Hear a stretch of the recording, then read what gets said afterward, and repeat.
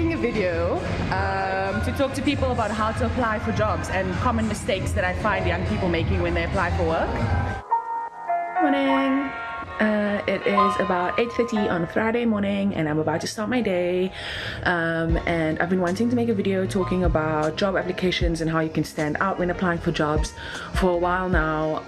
I have been looking for someone to join my team and it's been really hard, and I've just been noticing a lot of common mistakes that people are making, and so I've been wanting to just share some tips of how you can stand out when you're applying for a job for yourself.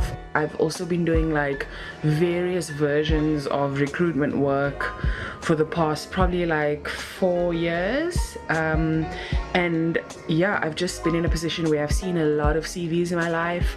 I've seen a lot of applications for work. I've gone through hundreds if not thousands of applications for various different things, and I see a lot of common mistakes, and I really just want to talk today a little bit about how you can avoid those mistakes, how you can make yourself stand out when applying for a job, how you can just be different and sort of make an impression on a potential employer from the moment that they open your email or your application, because as we all know, unemployment is a huge problem in South Africa at the moment, and the market is extremely competitive. For every one job that there are hundreds of applications coming through for that one particular job, and you really need to work hard to stand out. I'm looking forward to having you guys join me, and this is going to be my first time doing something like this. I'm always very nervous when I have to make videos in public. It's not really my strong suit, especially when I'm by myself. You know, I can make a lot of content for other people, that's great, but when it comes to me, when it comes to like just making my own content, this kind of thing, I'm always, it's not something that I'm very good at. So in the spirit of becoming comfortable with uncomfortabilities, this is what we're gonna do today, and I'm excited to have you guys hanging out with me. Okay, so I think the first and most important thing to note is that the tips that I'm going to be talking about in this video are common mistakes made for very entry-level or short-term jobs and work. If you are someone who's more specialized, if you have a specialized field, I think that some of these tips might still apply to you, but it's generally aimed at people who do like general work or who are starting out their careers and maybe applying for jobs for the first time.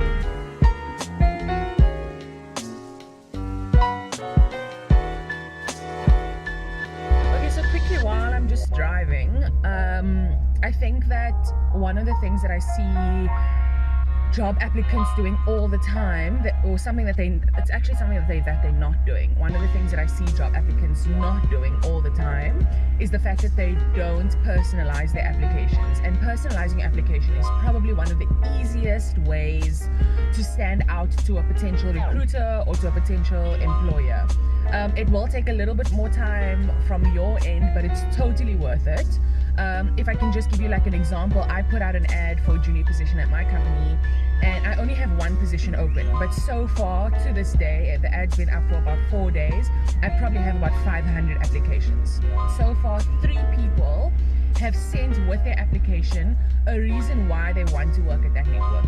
They talk about our values, they talk about the fact that they went on our website and they saw the type of work that we do, they talk about why they see themselves working at the company, what about the company stands out to them, you know, that kind of thing. Someone like that stands out way more than someone who just sends a CV with a generic cover letter saying, "Dear Madam" or "Dear Sir, I want to work at this company because I'm looking to grow myself." Like, while that's great and while I applaud you for wanting to grow yourself, like, you need to personalize it, you know?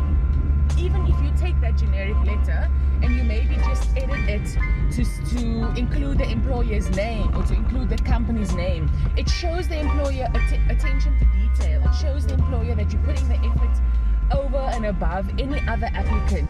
Okay, so another thing that I see a lot of people doing is that they send photocopies of their CV in an email.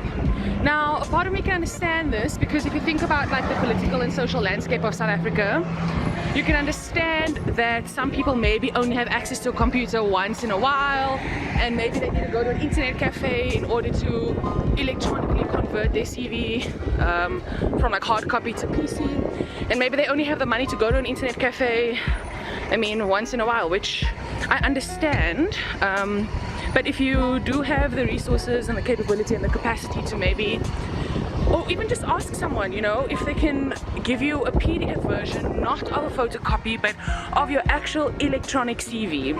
I often find that with these applications that are photocopies, people are always sending all their documentation. Now, I know that to you as the job applicant, you probably think that this is showing your potential employer that you have a lot of skills or that you have a lot of qualifications, which is great, and I commend you for that, but it doesn't always look good if your employer didn't request it. If the recruiter didn't ask you for your matric certificate, if your recruiter didn't ask you for the certificate of a workshop that you did in grade 11, you know, if they didn't ask you for all your university paperwork, don't attach it to your application until it's actually requested. It's just a lot of paperwork, and you actually want to make your application really powerful and really concise and short at the same time. Recruiters and potential employers get hundreds and thousands of applications that they need to look at every single day, and so you literally have like the first 30 seconds to make an impression on them. Okay, so I just arrived at Echo in Salt River, which is where I'm going to be hosting some of my interviews today for the position that's available at that network. And it just got me thinking, I know that we haven't yet covered all the sort of tips around just applying for the job and like sending your CV, but I'm just thinking about some things that happen during interviews. Last week I interviewed someone and they were half an hour late. Shame, she was a very sweet girl and she had a valid reason for being late, but she didn't even text me, and so I think that's also something that a lot of people take for granted or they don't understand.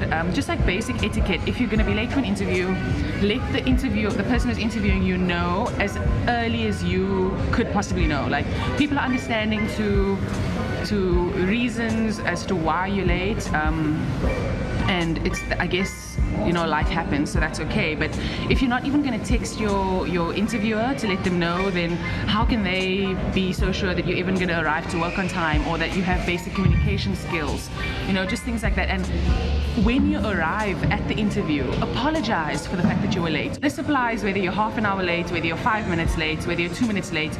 If you think that you might potentially be late, even just send a message or an email, let them know, so that you can rather arrive on time and then surprise them than taking the chance and then you're like 5 minutes late, and even that could have a negative impression. Okay, good morning, day 2 of interviews. Okay, one of the things that I really just want to talk about today is applying for a job for yourself only. And I think I'm also going to segue that into not letting anyone else apply for you. So I recently had an application where 2 people applied for the position together. And when I emailed them back to say unfortunately the position is only for one person, they contacted me to say that they are aware of that, but they really want to work together and they think that they work well together and they're willing to accept one salary for 2 people. And I mean, I can't talk for other recruiters and I'm not like officially in HR, these are just tips, you know, but to me that doesn't look good. It makes me feel like you're codependent on someone else. It's a liability to my company, because if you come in and the 2 of you get into a personal fight or something happens, like, are you able to actually separate that from work? And then also, like, if you do want to both apply for a job, you should apply separately. You shouldn't send one email saying thanks so much from Shakirah and Shakirah, you know what I mean? It's, yeah, so I thought that this would never have to be a tip, but apply for a job on your own and not with your friend or your partner or your life partner. So the next thing would be apply for jobs on your own for yourself. Do not ask your mom or your girlfriend or your boyfriend or your best friend or anyone else to apply for you. And even worse, it's tell your parents, if you're young and you're looking for like part-time work, not to apply for jobs on your behalf without asking you first. I noticed, especially within like the hospitality and retail industry, a lot of parents do that. Sorry, I'm just getting a ticket here. A lot of parents do that, and it actually could be detrimental to your child's potential, or it could negatively impact the way that a recruiter views them. Okay, and then something else that I would think is actually quite obvious. Oh, the lighting is terrible.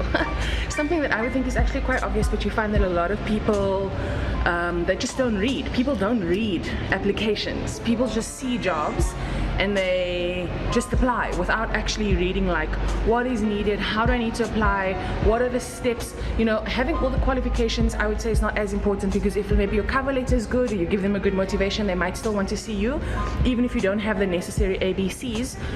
But if you can't follow the application instructions, then how is your recruiter or potential employer supposed to know that you can follow instructions or follow protocol once you're inside the company? Too many people apply for jobs without reading how they are meant to apply, and I think that is extremely important. Please make sure that you are following all the application steps the way that they are laid out in the job ad. Okay, so it is day 3 of interviews, and I just have some final tips before we end off this video. One would be to please make sure that there's text in the body of your email. Try and give someone like some information as to what is attached in the email, where you saw the ad, what position you're applying for, because often with bigger companies they have multiple positions available at once. Try to cite where you saw the ad also, because that will help the recruiter try and figure out which position you're applying for. Please also never assume that it's just a male. I get a lot of emails that say dear Mr. or hi Mr. and as a woman I find that quite offensive. So try to not just assume the gender of the person who's looking at your application unless you actually know for sure that it is like a male or a female. Also, some people may be non-binary, some people may identify something that you're not sure of, so try to refrain from addressing them in any kind of way if you're not 100% sure that that is who they are. And then finally, just good luck. I know that it is quite hard to find a job in the current economic climate of South Africa, but don't give up. There will be something that comes your way, and just keep at it. Okay, so I guess I'm going to end off with saying thank you so much for taking the time to watch this video. I hope that you found some really helpful tips, and please share this with someone who you think will benefit from the information shared here, because there are a lot of people who I think this could really help. Don't forget to check my company out, thatnetwork.com, www.that-network.com, and then you can follow me on social media if you'd like. I will try and share more of this type of content. So yeah, I'm at Shakirah_Sky.